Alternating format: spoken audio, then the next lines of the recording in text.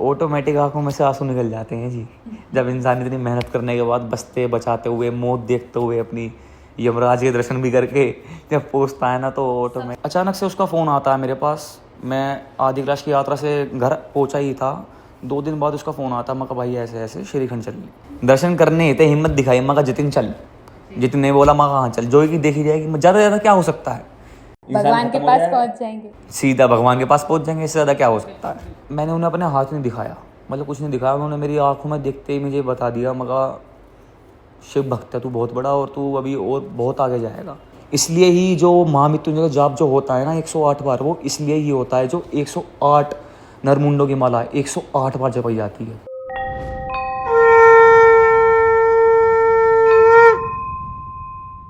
नमस्कार, मैं हूं दिशा भारती। स्वागत है आप सभी का सनातन गुरुज में।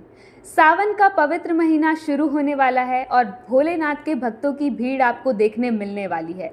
इस खास मौके पर हमारे साथ मौजूद हैं एक ऐसे शख्स जिन्होंने 21 साल की उम्र में भारत के हर मंदिर के दर्शन किए हैं, माथा टेका है, और ये भोलेनाथ के इतने बड़े भक्त हैं कि कठिन से कठिन यात्रा करके भी इन्होंने उनके दर्शन किए हैं। तो इस खास मौके पर मैं स्वागत करना चाहती हूँ सागर का। धन्यवाद सनातन गुरुज का, जिन्होंने मुझे यहाँ पर आने का मौका दिया। सागर, आप सबसे पहले ये बताइए कि आपको 21 साल की उम्र में पूरा भारत घूमने की मोटिवेशन कहाँ से मिली कि मुझे हर मंदिर में जाकर दर्शन करने हैं और माथा टेकना है? मेरे मम्मी पापा है ना, वो उन दोनों ने मतलब ऑल ओवर इंडिया भी ट्रैवल कर चुके हैं दोनों। तो आपको उनसे ही इंस्पिरेशन मिला हाँ कि जी। जैसे उन्होंने घूमा है वैसे ही मैं भी घूमूं, एक हैबिट आ जाती है ना पेरेंट्स की, कि हाँ जो वो कर रहे हैं वही देख देख कर उसको कि हमें भी ये करना चाहिए। तो ये बताइए कि शिवजी ने आपको चुना है या आपने शिवजी को चुना है? मैंने सुना है जी शिव जी को।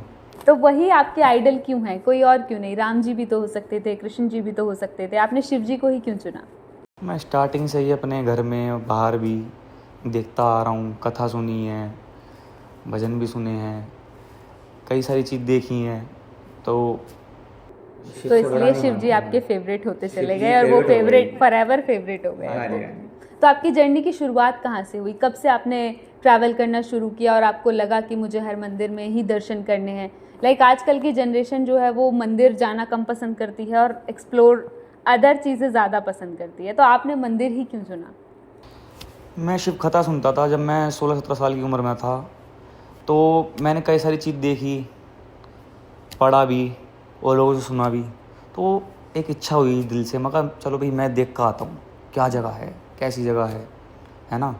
अपना इतिहास है, अपना सनातन का अपना इतिहास है एक पुराना, तो इच्छा होती है दिल से कि हाँ। तो आपने अपने कल्चर को जानना चाहा बेसिकली कि एग्जैक्टली वो है क्या, तो मुझे देखना है। तो आपका फेवरेट भोले जी का मंदिर कौन सा है? जी, हमारा भोले जी का फेवरेट मंदिर बनारस, काशी विश्वनाथ। आपने टोटल कितने मंदिर अभी तक इंडिया में घूमे हैं? मोस्टली सारे किए हैं। मैं आपको नाम बताऊं जी बिल्कुल। तो महाकालेश्वर, ओमकारेश्वर, गिन्नेश्वर, भीमाशंकर, त्र्यंबकेश्वर, नागेश्वरम, सोमनाथ, मल्लिकार्जुनम, और तिरुपति बालाजी, पद्मनाभ स्वामी, रामेश्वरम, रंगनाथ, आपका मीनाक्षी देवी, और आपका केदारनाथ, काशी विश्वनाथ, और आपका मध्यमेश्वर भी, तुंगनाथ, कल्पेश्वर, बद्रीनाथ, पंचबद्री में भी, और कैलाश पर्वत भी, आपका मणिमहेश, किन्नौर, श्रीखंड, आदि कैलाश, ओम पर्वत, बागेश्वर धाम, जागेश्वर धाम, पैताल बनवेश्वर, तो मोस्टली ऑलमोस्ट सभी की हैं। कौन सा ऐसा मंदिर है जहाँ आप नहीं गए हो अभी तक और आपकी जाने की इच्छा है? हमारी एक ज्योतिर्लिंग है झारखंड की वैद्यनाथ, वहाँ हम नहीं गए हैं अभी तक। आपकी अभी तक की सबसे डिफ़िकल्ट यात्रा कौन सी रही? श्रीखंड। आप उसकी जर्नी बताइए कि कैसे शुरू किया और क्या क्या डिफ़िकल्टीज़ आपने फेस की? श्रीखंड जी हम 2 बार गए थे। एक तो पिछले साल में गया था, और पिछले साल तो इतनी दिक्कत नहीं हुई, लेकिन अब की बार जो मैं गया था श्रीखंड, मैं आपको बताऊँ तो मेरे एक दोस्त है फरीदाबाद का, केशव नाम है उसका, तो अचानक से उसका फ़ोन आता है मेरे पास। मैं आधी क्लास की यात्रा से घर पहुंचा ही था, 2 दिन बाद उसका फ़ोन आता। मैं कहा भाई ऐसे ऐसे श्रीखंड चल। मेरे अंदर ही दिल ने बोला मैं कि हाँ ठीक है डन। मैंने खुद हाँ बोल दिया एकदम। मैं कहा ठीक है भाई चल रहे हैं। भाई ने बोला मगर भाई 23 तारीख को चल रहे हैं, मगर नहीं भाई जल्दी चल रहे हैं, अभी चल रहे हैं तुरंत 2 दिन में ही। मगर ना भाई इतनी जल्दी नहीं, मगर चल ठीक है 2 दिन और ले ले। मगर 12 को निकलते हैं यहाँ से। हम निकल गए बिना कुछ सोचे समझे कुछ भी, बस मन करा बाबा ने बुलाया, मतलब एक तरीके से बुलावा ही आया श्रीखंड का, मगर आ जाओ। तो दिल्ली से हमने बस पकड़ी और सीधा हम पहुँच गए रामपुर। हमने ISBT बस करी सीधा रामपुर पहुँच गए। शिमला से रामपुर से जी शेयरिंग टैक्सी से जाना पड़ता है। एक गांव का नाम है, उसका नाम है जाऊँ विलेज। वहाँ से पैदल यात्रा स्टार्ट हो जाती है श्रीखंड की। वहाँ से आप पैदल यात्रा स्टार्ट हो जाएगी तो आपका एक जो पहला पड़ाव पड़ेगा वो आपका थाचुड़ू पड़ेगा स्टे का, ठीक है। बराटी नाले से होते हुए आप थाचुड़ू जाओगे, थाचुड़ू से आप जाओगे कालीटोप से भीमतलाई से कुंशा से आप जाओगे भीमद्वारी से आप जाओगे पार्वती बाग, और पार्वती बाग से आप जाओगे नैन सरोवर से होते हुए आप जाओगे श्रीखंड महादेव। रास्ते में काफ़ी सारी डिफ़िकल्टी पड़ी, मैं आपको बताऊं तो रात का ट्रैक भी होता है, सुबह का ट्रैक भी होता है। अब मैं अपनी जर्नी अगर स्टार्ट करूं तो मैंने जाऊं से ट्रैक स्टार्ट कर रहा था, लगभग मैंने 11 बजे करीब ट्रैक स्टार्ट कर दिया था। तो हम चलते रहे। तो आपको सबसे अच्छा क्या लगा वहाँ पे जब आप ट्रैक कर रहे थे? तो पहले जंगल का ट्रैक होता है तो उसमें डर भी लगता है मगर कहीं से जानवर ना आ जाए। रात को ट्रैक करना सेफ नहीं है जंगल में बिल्कुल भी, और अलाउड भी नहीं होता। तो हमने कुछ करीब 11:30 बजे ट्रैक चालू करा था अपना जाऊँ विलेज से। लगभग 2 बजे करीब हम एक नदी के पास पहुँचे थे। चलते चलते गर्मी लग जाती है, पसीनों में हम पूरे गीले हो गए थे। तो हम थोड़ी देर हमने वेट करा, पसीने अपने सुखाए। फिर एक दोस्त ने बोला मगर भाई गर्मी लग रही है ज़्यादा ही, एक काम करते हैं नदी बह रही है नहा लेते हैं। तो ग्लेशियर का पानी आ रहा था ऊपर से, बहुत ठंडा चिल्ड पानी। वो तो बर्फ का पानी होता है बिल्कुल ही। हाँ जी तो आप उसमें नहा लिए इतनी ठंड में भी? उसमें ही नहाए सबने वही नदी। तो आपको डर नहीं लगा कि तबीयत खराब हो जाएगी तो आप आगे का ट्रैक कैसे कंटिन्यू करोगे फिर? तबीयत तो खराब नहीं होती क्योंकि ये हम नहा के तुरंत चल दिए थे, मतलब वही बॉडी टेम्परेचर नॉर्मल हो जाता है। बैलेंस कर लिया था, अपना इम्यून सिस्टम मजबूत है इतना। उसके बाद जब हम नहा कर वहाँ से निकले तो हम थाचुड़ू भी नहीं पहुँच पाए, अंधेरा हो गया। थाचुड़ू से हम काफ़ी पहले रुक गए थे। बराटी नाला पार करने के बाद बीच में हमने स्टे कर लिया था कहीं जंगल के बीच में ही, और करीब 6:30 बज गए थे। और पहाड़ों में जो है ना वो रात जल्दी हो जाती है, अंधेरा जल्दी हो जाता है पहाड़ों में। तो हमने स्टे कर लिया था क्योंकि रात को टाइम चलना सेफ़ नहीं है पहाड़ों पे।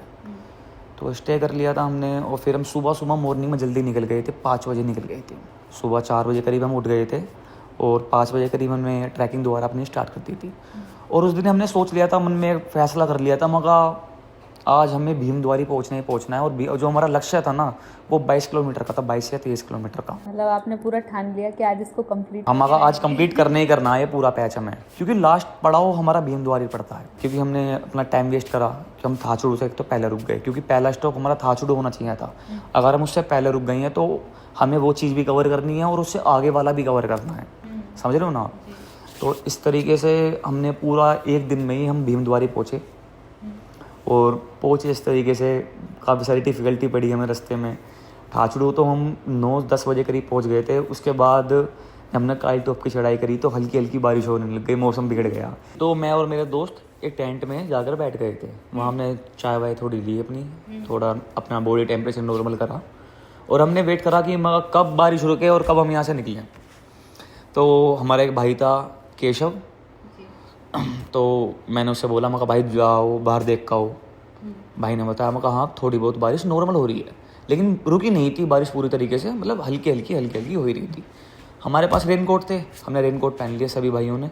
तो रेनकोट आप लेकर जाना पड़ता है या वहाँ से अवेलेबल होती हैं चीज़ें? वहाँ भी अवेलेबल हो जाता है, वैसे लेके जाना पड़ता है, मैं आपको बताऊँ। मतलब अपना सेफ साइड आप अपने हिसाब। हाँ, ऊपर महंगा मिलता है ना, नीचे से लेके जाओगे तो सस्ता मिलेगा आपको। जब हम वहाँ से अब रेनकोट पहन के निकले जब कालीटोप से हम, तो कालीटोप से जब नीचे की तरफ चलना पड़ता है भीमतलाई की तरफ। तो जब कालीटोप से आप भीमतलाई की तरफ जाओगे तो सारा का सारा जो रास्ता है टोटल वो उतरन का रास्ता है, आपको नीचे की तरफ उतरना पड़ता है। तो भाई हम वो पता लगा था, मगर बारिश पड़ी है, रास्ता सारा गीला हो गया होगा, कीचड़ हो गई होगी, फिसलन हो गई होगी, तो आराम चलना पड़ेगा, जाहिर सी बात है, क्योंकि रास्ते तो ख़राब हैं, रास्ते तो पहली बात तो है नहीं, रास्ते आपको खुद बनाने पड़ते हैं वो श्रीखंड ट्रैक करना है बेसिकली, वहाँ बने हुए रास्ते आपको नहीं मिलेंगे में। हाँ जी, हाँ जी, चट्टानें रहती हैं, वो खुद आपको रास्ता बना तो के जब खुद आपने निकलना ट्रैक पड़ता है। किया तो आपको डर नहीं लगा लाइक पहाड़ से फिसल के नीचे गिर गए तो चोट लगेगी?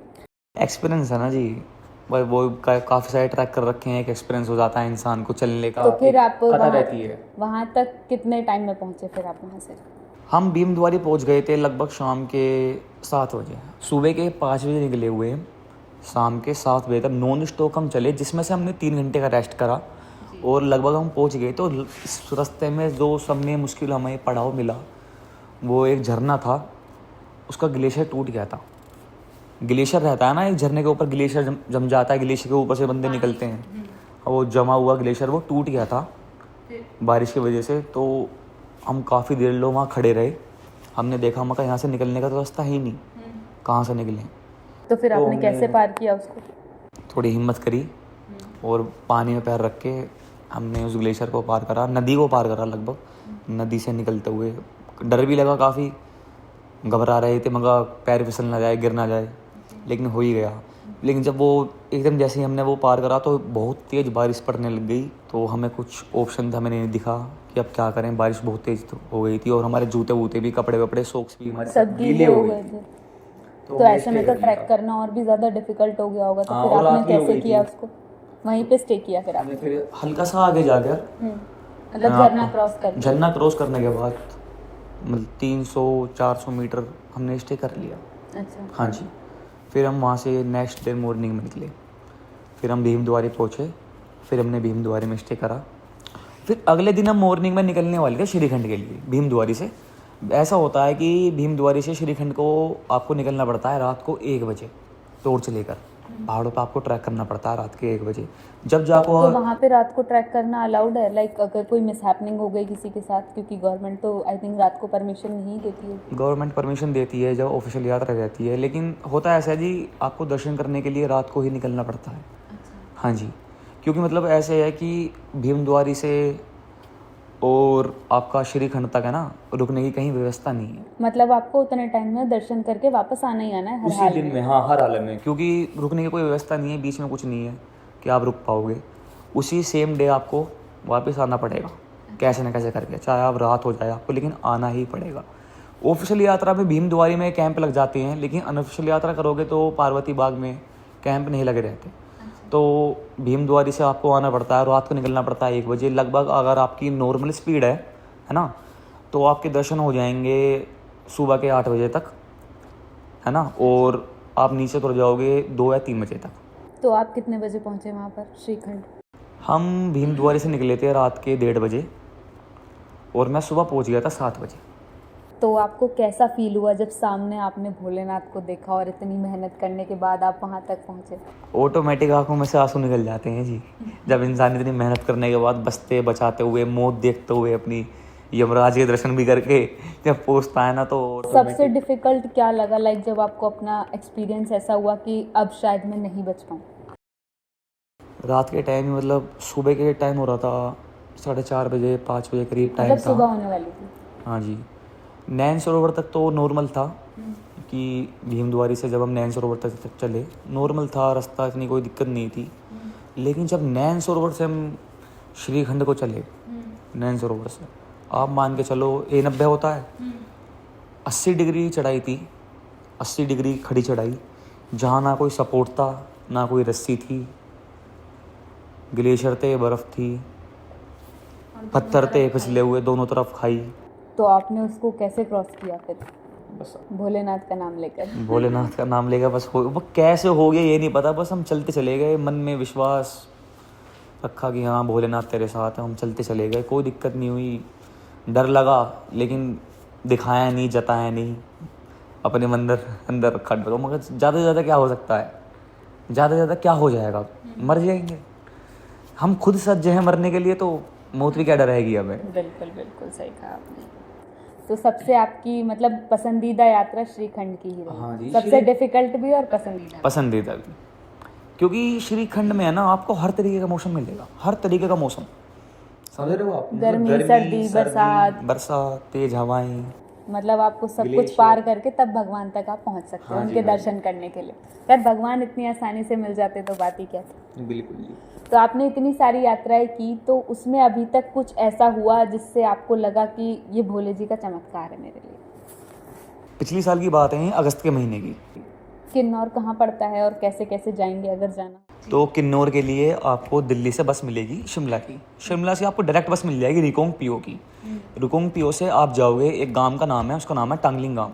वहाँ से आपकी पैदल यात्रा स्टार्ट हो जाएगी, जो कि आपकी रहेगी 18-19 किलोमीटर की। आप वहाँ सुबह सुबह ट्रैक स्टार्ट करो वहाँ से, और शाम तक आप पहुँच जाओगे गणेश गुफा। गणेश गुफा में आपका स्टे रहेगा। गणेश गुफा जगह का नाम है या वहाँ पे भी कुछ फेमस है? जगह का नाम है। बस जगह। हाँ जी। गणेश गुफा से वैसे दर्शन हो जाते हैं किन्नौर क्लास के। अगर कोई यात्री अगर जिसके बस की नहीं है, मतलब पहुंचना, वो वहीं से दर्शन कर सकते वो वहीं से हाथ जोड़ के वापस हो सकता है। लेकिन मोस्टली लोग जाते हैं आगे तक भाई। हैं, फिर वहाँ से आगे पैदल ट्रैक करते हैं। तो आपका ट्रैक कैसा रहा? मेरा ट्रैक बढ़िया था। गणेश गुफा तो से आपका इस वाले यात्रा में ऐसा क्या हुआ कि आपको लगा कि भोले जी का चमत्कार है? किन्नौर क्लास में जब मैं गणेश गुफा से किन्नौर की तरफ चला था, वहाँ भी रात को चलना पड़ता है। रात के 1:30 बजे निकलना पड़ता है गणेश गुफा से किन्नौर के दर्शन के लिए। रात को ही निकलना पड़ा? रात को निकलना पड़ता है। वो 10 किलोमीटर का पैच रहता है आपका, जो कि रात को क्लियर करके सुबह दर्शन करके उल्टा सेम डे ही आपको उसी दिन वापस आना होता है। मतलब वहाँ पे भी रुकने का कोई व्यवस्था नहीं है गणेश आपको गुफा के बाद। तभी वापस आना? गणेश गुफा से श्रीखंड तक रुकने की, खाने पीने रुकने की कोई व्यवस्था नहीं है। तो हुआ मेरे साथ ऐसा कि एक जगह पड़ती है, जब आप रात को ट्रैक करोगे ना, तो 1 किलोमीटर का पैच रह जाता है। वो आपको जो पैच है ना, वो 80 डिग्री का है। अच्छा। हाँ जी। वो मतलब 1 बहुत किलोमीटर ही का। खड़ी चढ़ाई उसमें। बहुत ही खड़ी चढ़ाई, खतरनाक, बहुत सावधानी से वो पार करनी पड़ती है। तो आपने कैसे किया, क्या क्या फेस किया उसमें आपने? मैंने उसमें आंधी तूफान फेस करा। मेरे आप मान के चलो, मैं आधा किलोमीटर चलने के बाद मजाक से हट के बहुत तेज़ हवा चली थी, कम से कम 100 की स्पीड में हवा तेज। तो आपको डर नहीं लगा लाइक आप पहाड़ से गिर जाते या कुछ? मौत दिख रही थी। उसके बाद भी आपने सोचा कि नहीं दर्शन करने हैं? हाँ, मैं और मेरा एक दोस्त था, उसका नाम जितिन है। मौत दिख रही थी हमें, तो मगर जी मर जाएंगे आज, मगर आज ही ख़त्म है आज मामला। तो कसम से बता रहा हूँ, इतनी तेज़ हवा चल रही थी और बारिश भी पड़ रही थी। तो ऐसे में तो फिसलन, और जब इतना आंधी तूफान था तो आपने ये नहीं सोचा कि वापस लौट जाते हैं, यहीं रुक जाते हैं? अब वापस तो हम लौट जाते, लेकिन बार बार तो नहीं आ जाता ना ऐसी जगहों पर। हमने थोड़ी बहुत हिम्मत दिखाई, दर्शन करने ही थे, हिम्मत दिखाई। मगर जितिन चल, जितिन ने बोला मगर हाँ चल, जो कि देखी जाएगी, ज़्यादा से ज़्यादा क्या हो सकता है, भगवान के पास पहुंच जाएंगे। सीधा भगवान के पास पहुंच जाएंगे, इससे ज़्यादा क्या हो सकता है। दोनों तरफ खाई, चलते जा रहे थे बारिश में, तूफान में, रस्सी पकड़ पकड़ चढ़ रहे हैं पहाड़ पर। भाई कुल मिला के ज़्यादा से ज़्यादा आधे एक घंटे के अंदर हम पहुंच गए। हमने दर्शन करे, हाथ जोड़े, माथा टेका, और तुरंत हम ज़्यादा से ज़्यादा वहाँ 5 मिनट रुके होंगे, बस 5 मिनट से ऊपर हम ऊपर नहीं रुके। तो ये मतलब, तो इसमें भोले जी का चमत्कार कहाँ था जब आपको लगा कि उन्होंने आपको बचा लिया? चमत्कार जी ये था कि पहली बात तो हम ऊपर पहुंच गए, ये इसमें बड़ा चमत्कार था। इतनी तूफान में, इतनी बारिश में तो आपके साथ और मेरे कितने, दोस्त थे। नहीं, और कोई भी नहीं था। आप 2 लोग? हम 2 लोग थे, मैं और मेरा दोस्त था। दूर दूर लोग कोई भी नहीं था, कोई भी नहीं था उस तूफान में, उस बारिश में कोई भी नहीं था। सिर्फ आप दोनों ने दर्शन किए? सिर्फ हम तो दोनों आप दर्शन अपने करे। आप को लकी मानते हो इसके लिए? हाँ जी, ये चमत्कार था एक बहुत बड़ा। और ज़्यादा से ज़्यादा आधे एक घंटे के अंदर हम रेस्क्यू हो गए थे, क्योंकि नीचे से आर्मी वाले जाते हैं, मतलब देखने के लिए, मगर तूफान आ रहा है, यात्री वात्री सेफ है नहीं है, तो गए थे और रेस्क्यू हो गए थे हम कुछ देर के बाद। तो श्रीखंड ज़्यादा डिफिकल्ट है या किन्नौर ज़्यादा डिफिकल्ट? श्रीखंड ज़्यादा डिफिकल्ट है, मैं आपको बताऊँ तो। किन्नौर के मुकाबले तो दोनों में फ़र्क क्या है? फ़र्क ये है कि थोड़ा तो एक तो डिस्टेंस का फ़र्क है। कौन सा ज़्यादा लंबा ट्रैक है? श्रीखंड ज़्यादा लंबा है, किन्नौर छोटा है। श्रीखंड में कितना टाइम लगता है? श्रीखंड में अगर आप बढ़िया ट्राई करो तो आपको 3 दिन लग जाएंगे, और किन्नौर में? किन्नौर में आप 2 दिन। उत्तराखंड में जैसे कि देवभूमि है वो, वहाँ भोले जी के इतने सारे मंदिर हैं और आपने ऑलमोस्ट के दर्शन किए ही हुए हैं। तो सबसे ज़्यादा पावरफुल कौन सा है जहाँ आपको फील हुआ कि ऐसी डिवाइन एनर्जी और कहीं नहीं है? एनर्जी और पॉजिटिव एनर्जी तो देखिए जी हर जगह है, लेकिन शांति भी होनी चाहिए उस जगह पे, जब भी आप सबसे ज़्यादा पावरफुल, लाइक आप अपने आप को बहुत ही पावर के साथ महसूस कर रहे हैं कि भगवान ने अपना आशीर्वाद मुझे दिया है? महाकालेश्वर उज्जैन। उज्जैन सबसे पावरफुल। सबसे पावरफुल ज्योतिर्लिंग और सबसे पावरफुल मंदिर। उत्तराखंड में? उत्तराखंड में केदारनाथ है और आपका एक रुद्रनाथ है। भारत का सबसे रहस्यमय मंदिर जो आपने दर्शन किया हो शिव जी का? एक ऐसा मंदिर है जी शिव जी का, लोगों को पता नहीं होगी इसके बारे में ज़्यादा। ये आपका तमिलनाडु में पड़ता है। एक जगह का नाम है कांचीपुरम। उसमें ये मंदिर है शिवा कांची करके। ऐसे वह कांचीपुरम में दो हैं मंदिर हैं, शिवा कांची एक विष्णु कांची है। वहाँ के लोग ऐसा मानते हैं कि अगर आपने इन दोनों के मंदिर के दर्शन एक साथ कर लिए ना तो एक पूरी के दर्शन हो जाते हैं आपके। तो ये शिवा कांची जो मंदिर मैं आपको बता रहा हूँ, ये काफ़ी प्राचीन मंदिर है। उसकी जो कहानी है वो महादेव से इस तरीके से जुड़ी हुई है, जो माता पार्वती ने खेल खेल में भोलेनाथ की आंखें बंद कर दी थी दोनों। तो जब महादेव की ऑटोमेटिकली तीसरी आँख खुल गई थी। तो मतलब वो उनका रौद्र रूप? हाँ, तो वो उनका रुद्र रूप था। वो उसी जगह पर शिवा कांची जो मंदिर है वहाँ पर उनकी तीसरी आँख खुली? वहाँ पे उनकी तीसरी आँख खुली थी। और वही वो जगह है जहाँ पर माता पार्वती ने खेल खेल में महादेव की आंखें बंद कर दी थी दोनों। अच्छा, यही उसकी मान्यता है? यही उसकी मान्यता। तो आपने उस मंदिर के दर्शन किए? हाँ जी, उस मंदिर के दर्शन करेंगे हमने। अच्छा, आपने नॉर्थ में भी मंदिर घूमे हैं और साउथ में भी घूमे हैं, तो कौन से ज़्यादा बेटर है, नॉर्थ के या साउथ के? देखिए, मैं तो नॉर्थ में रहता हूँ लेकिन बुराई नहीं करूँगा लेकिन साउथ के ज़्यादा बेटर है हाँ जी। साउथ में ऐसा क्या है और नॉर्थ में क्या ऐसा नहीं है जो मतलब आपको बहुत ज़्यादा पसंद आया वहाँ? हमारे यहाँ पर है ना, लोगों के घर इतने बड़े दिख जाएंगे, फार्म हाउस इतने बड़े दिख जाएंगे, लेकिन मंदिर इतने बड़े नहीं दिखेंगे। ये तो आप सही कह रहे हो। साउथ के मंदिर मंदिर मतलब हर चीज़ में वो बेस्ट है हाँ जी, एज कम्पेयर टू नॉर्थ। हाँ जी। कोई यात्रा के दौरान आप किसी बाबा से मिले हो या उनकी ऐसी सिद्धि या किसी की ऐसी कहानी जिसने आपको भी शॉक्ड कर दिया हो? अमरनाथ की यात्रा करी थी मैंने अब से 2 साल पहले। तो जैसे कि मैं अमरनाथ के दर्शन करके निकला था, तो रास्ते में मतलब गया तो मैं पहलगाम वाले रास्ते से था और आया था मैं बालटाल वाले रास्ते से। पैदल मैंने यात्रा करी थी। तो रास्ते में एक बाबा मिले थे मुझे बालटाल वाले रास्ते में। उन्होंने मतलब मैंने उन्हें अपने हाथ नहीं दिखाया, मतलब कुछ नहीं दिखाया। उन्होंने मेरी आंखों में देखते ही मुझे बता दिया, मगा शिव भक्त है तू बहुत बड़ा और तू अभी और बहुत आगे जाएगा। अभी तेरी शुरुआत है यात्रा की, अभी तो तू बहुत कुछ देखेगा अपने जीवन में। ना मैंने उन्हें अपना हाथ दिखाया, ना मैंने उनसे बोली, ना नाम बताया, ना नाम बताया, कुछ बताया। उन्होंने मुझे देखते ही, मेरी आंखों में देखते ही मेरे बारे में बताने लग गए वो। और जो जो उन्होंने बताया वो सब कुछ सही है, सब कुछ क्या क्या सच हो बताया? रहा है। क्या क्या बताया उन्होंने आपको? इन्होंने ये बताया मगा तू बहुत जल्दी गुस्सा हो जाता है। मतलब आप शॉर्ट टेम्पर्ड हो। तो जैसा कि उन बाबा ने जो भी आपको बताया, तो आप उस पर यकीन करते हो कि जो जो उन्होंने कहा वो सब सही है या लाइफ में हो रहा है? लाइफ में हो तो रहा है जी। तो मतलब उनकी कही हुई बात सही है। अच्छा, शिव जी का मन पसंदीदा स्वरूप क्या है? नटराज, नित्य के देवता। और आपको वो कौन से स्वरूप में सबसे ज़्यादा पसंद है? भोलेपन में भोलेनाथ। कोई उनका ऐसा मंत्र जिसका जाप आप रोज करते हो? ओम त्र्यंबकम यजामहे सुगंधिम पुष्टिवर्धनम उर्वारुकमी वंदना मृत्युमुक्षीमामृता। तो आप इस मंत्र का जाप डेली करते हो? हाँ जी। इसका महत्व क्या है? इससे आपको क्या लगता है कि मतलब क्या मुझे मिलेगा इसको करने से?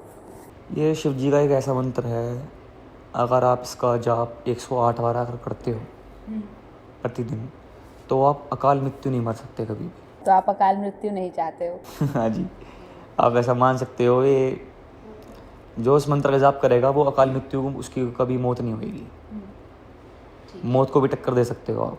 तो जैसा कि अभी सावन शुरू होने वाला है, तो आप शिव जी के इतने बड़े भक्त हो, तो आप कांवड़ लेकर जाते हो? हाँ जी, हर साल जाते हैं कांवड़ लेने। कांवड़ लेकर आने का महत्व क्या है?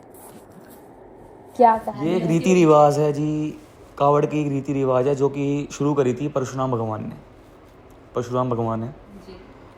वो समय पहले कांवड़ लेकर आए थे हरिद्वार से और उन्होंने चढ़ाई थी पूरा महादेव पर आकर। तो इसलिए हर की पौड़ी से ही लोग जल उठाते हैं कांवड़ के लिए, क्योंकि परशुराम जी ने पहली बार वहां से कांवड़ के लिए जल लिया था।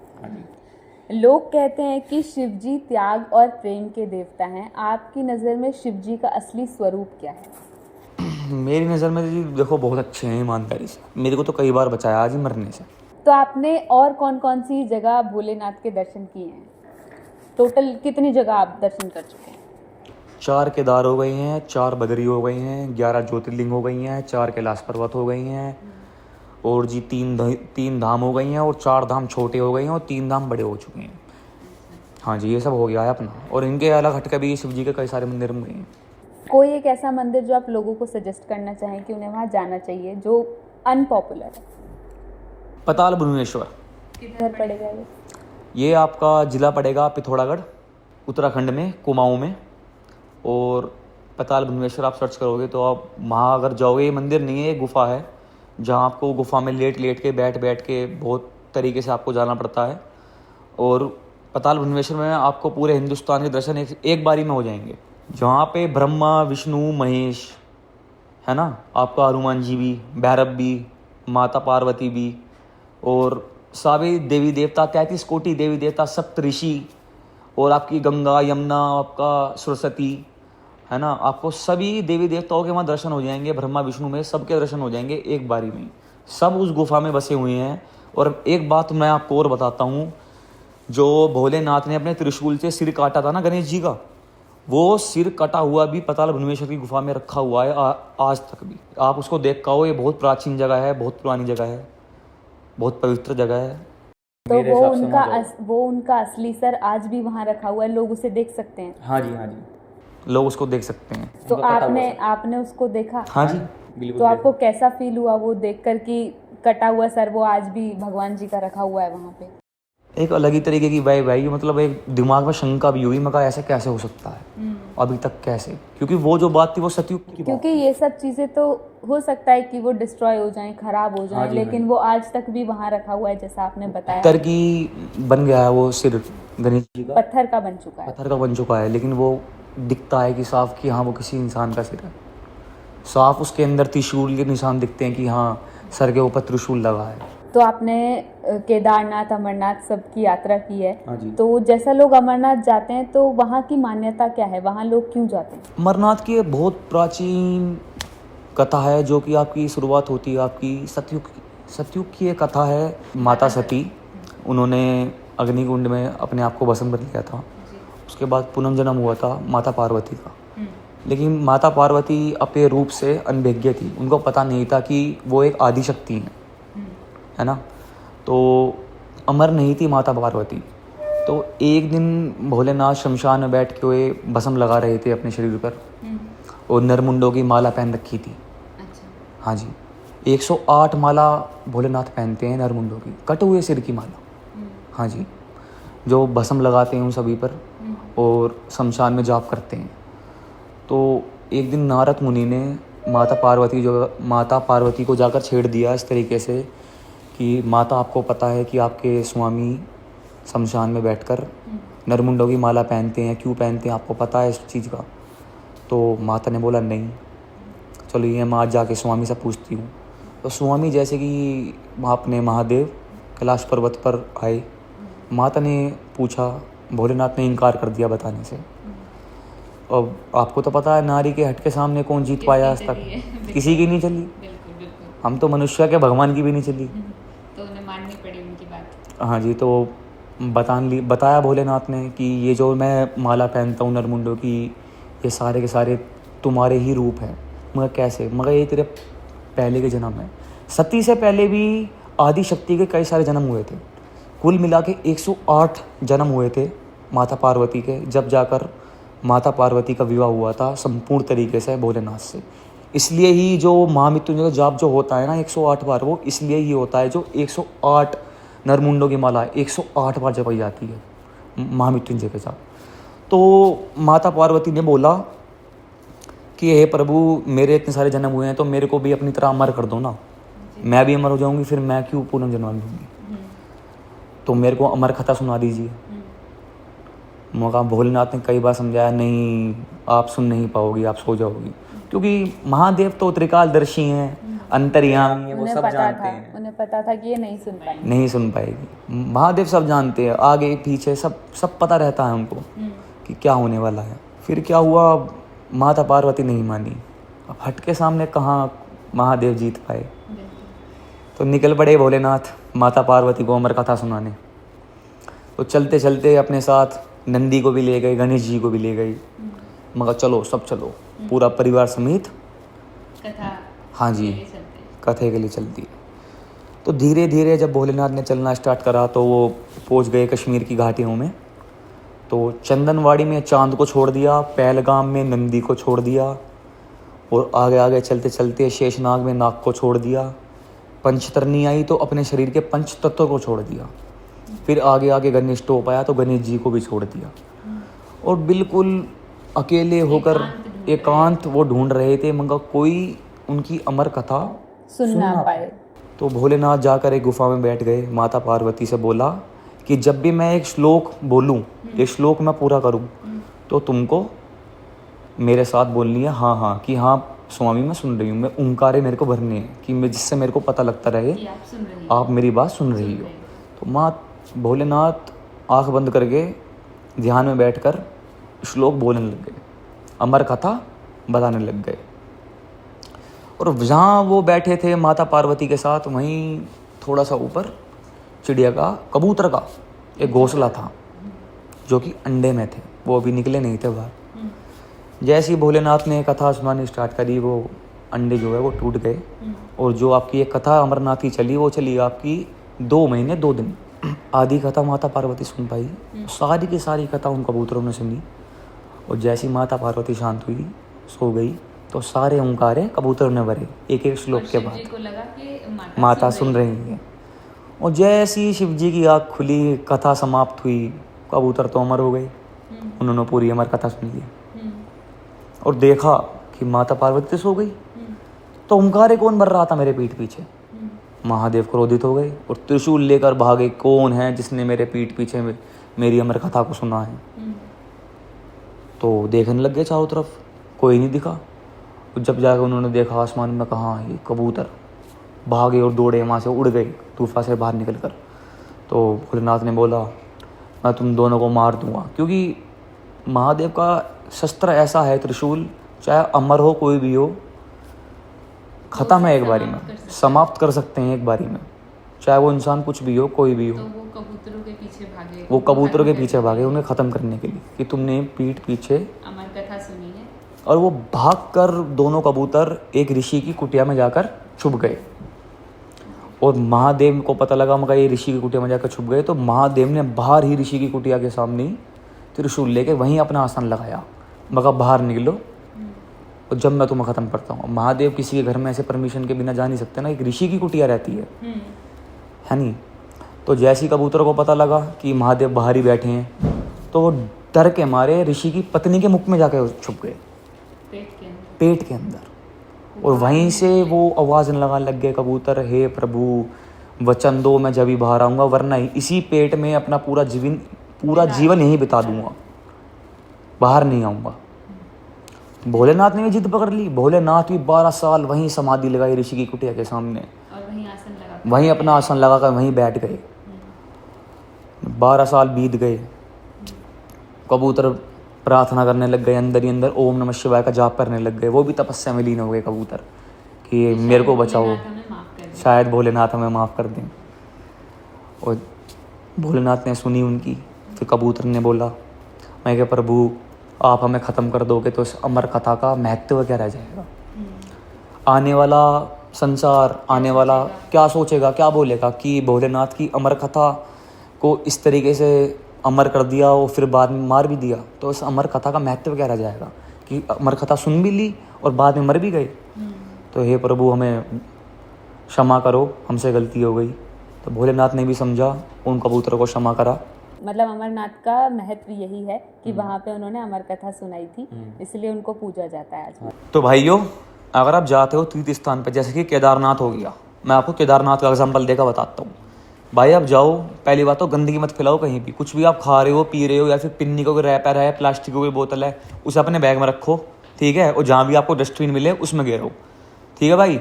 और घोड़ों और खच्चरों का तो इस्तेमाल बिल्कुल मत ना करो। अगर आप सक्षम हो चलने में, अगर तुम्हारे पैरों में जान है, शरीर में जान है, तो भाई आप पैदल चलो, क्योंकि भोलेनाथ का एक स्वरूप जो है ना, वो एक पशुपतिनाथ भी है। आप किसी जानवर को कष्ट देकर, है ना, अगर आप भोलेनाथ के दर्शन करने के लिए जा रहे हो, तो भाई कोई पुण्य आपको नहीं लगने वाला। शंकर की। तो भाई आपका सागर बोला मुरादनगर से। मैं इस टाइम मध्यमेश्वर से कम 1 या 1.5 किलोमीटर ऊपर हूँ, और इस टाइम जब मैं खड़ा हूँ बिल्कुल पीक पर हूँ। पूरा हिमालय का व्यू दिख रहा है यहाँ से। इधर की साइड आप देखोगे तो इधर की साइड आपको ये इसके पीछे आपका तुंगनाथ है, और इधर की साइड अगर आप देखोगे तो इसके पीछे आपका केदारनाथ है, और बीच में हम मध्यमेश्वर में है, और ये पूरा हिमालय का व्यू है, और मैं सब में ऊपर पीक पर खड़ा हूँ। जय शंकर की, हर हर महादेव।